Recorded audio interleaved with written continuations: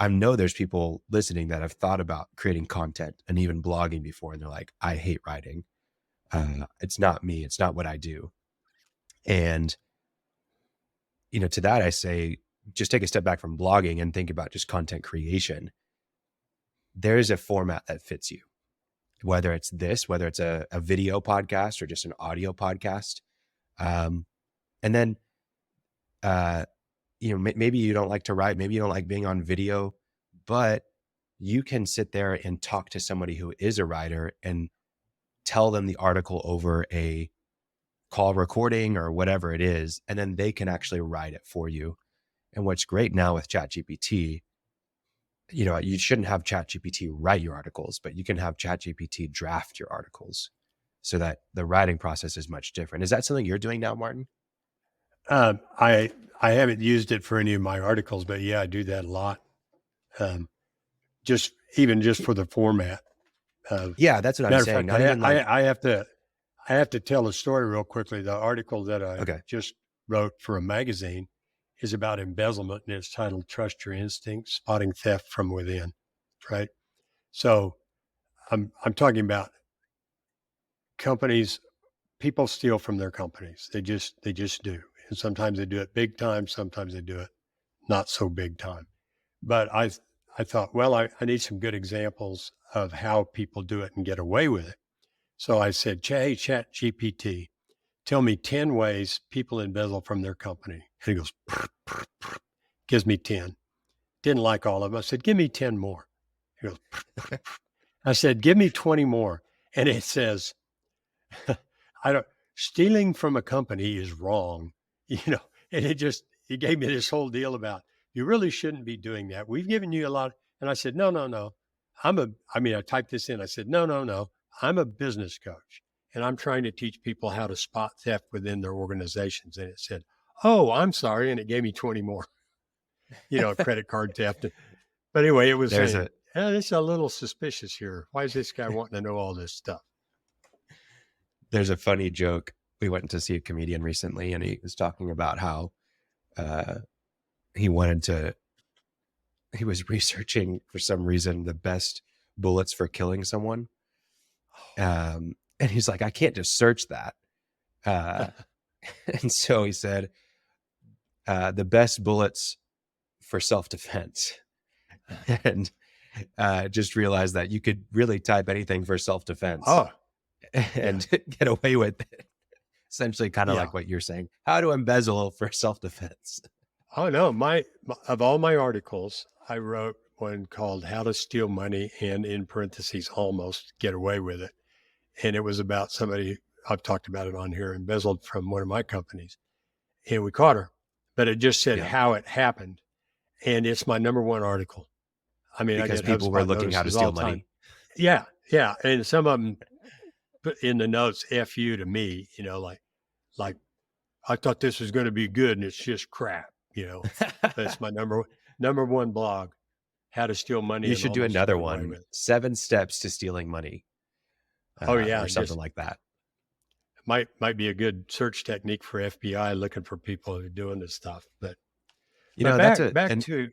really quick, that's a really good point. If you're using one of these services that's doing the ChatGPT version or the, just trying to basically post articles to gain more traffic, that's another thing that people don't consider, is that a lot of times they're just using a gimmicky or clickbaity title to get people to click. And that's not necessarily the right traffic. And that gets into qualified traffic or qualified leads for your business. A lot of times, if it's not you authentically writing the article and putting the thought into it, you're not going to get a qualified lead or a qualified visit to your website. And again, just like we've already talked about, that's not even the primary purpose or benefit, I think, of content creation. Yes, you can grow an audience and drive traffic to your business and get more business through the articles, but you can also just become more clarified in your thinking and your processes inside your business, and really be able to educate people on what's unique about you. And when I say people, that's not just your potential audience out there, but it's also for your employees, so they understand how you think and they can really represent you well and be educated and knowledgeable on you and your business and your processes and what makes you different, but even also your vendors and your suppliers so that, oh man, yeah, they do a really good job of that. I'll refer them to the people that I work with or whatever. So Right. you wanted to take a different direction. Go ahead. Well, no, I just kind of wanted to run it back to this is blogging, and we're talking to people who may or may not be considering blogging. And Yeah. it's a daunting thing, or it can be a daunting thing. But if you, one, why is it worth it? And just kind of recapping the two things that matter to me about ordering my thoughts, that's true. And giving me something I can send out, that would be true to our listeners. And those are benefits. And then we've touched on them, SEO, their visibility. It is content that you can use to put out in different channels. You can actually generate leads from it. You're going to be engaged, or it's a way to engage with your market. I really like that it makes you an authority figure. It allows you to create a community. So there are a lot of reasons to blog.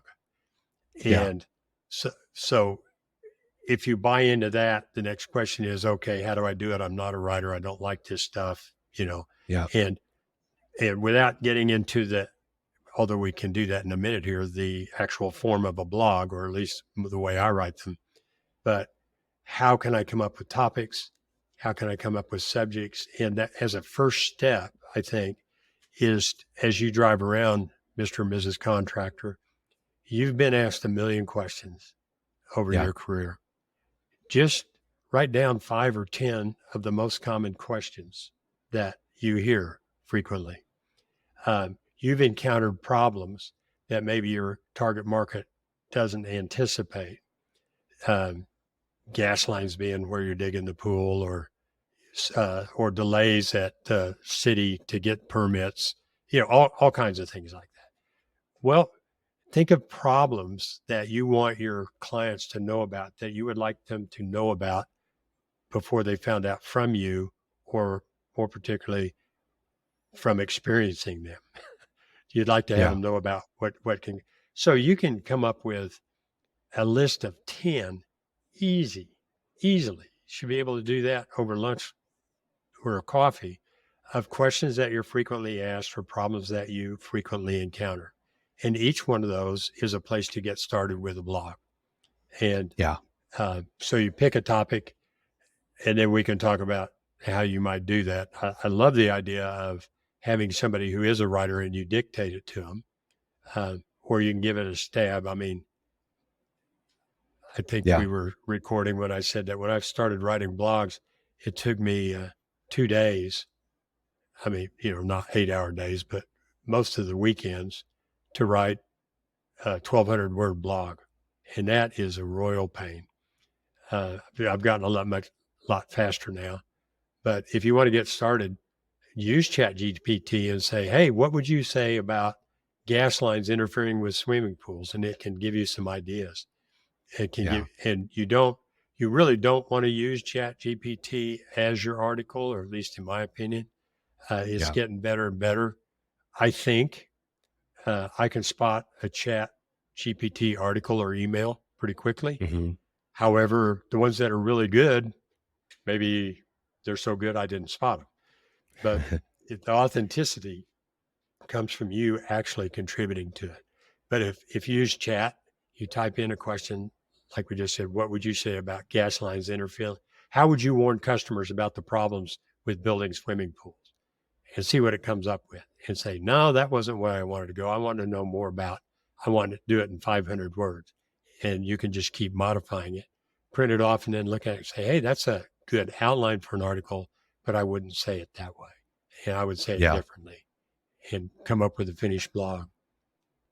Well, and I think, if you think of the writing process itself for a blog, you've got the first one being to brainstorm and research, the next one being to create an outline, the third step being to create a first draft, and then the final step being to have a final draft. If you're thinking about it in those 4 steps, I really think that ChatGPT can do a great job in the first step, and you should be using it in that first step because it can really help you. That's the brainstorming. Yeah. It's the brainstorming, even the research to a little bit, like what are some of the things that are out there, just getting ideas. It'll open you up a lot. But you can even use it for the outline step too, of like, hey, here's all the thoughts I have. And then can you create an outline from that? And if you don't like it, create another one. And maybe you don't use the exact outline, but it at least gets you part of the way there. Then once you do have the outline, if you flesh it out just a little bit and put some bullet points inside of your outline, and then you ask ChatGPT to write an article with these points, that can be a good first draft, or maybe 60% of the way there for you. And then you can take that to then write your last draft. If that's how you want to do it, that's fine. Just know that the further you go down the process using ChatGPT, the more editing is going to be required. Like in the first step, if you're just using it for that brainstorms part, there's not really any editing that's going on. You're just choosing what to work with. And then if you start going into the outline step process, you may have to eliminate something or tweak it or move the order of it based on the outline. And that's not that challenging. Now, if you get into the first draft, you're going to have to spend some diligent time being a proofreader and an editor to eliminate things, change things, move them around inside of an article format, which is not nearly as easy as doing that in the outline stage. But that's how I would use ChatGPT if I were going to be using it for blogging. And I will use it sometimes to do things. I wouldn't say there are blogs, but similar things like that.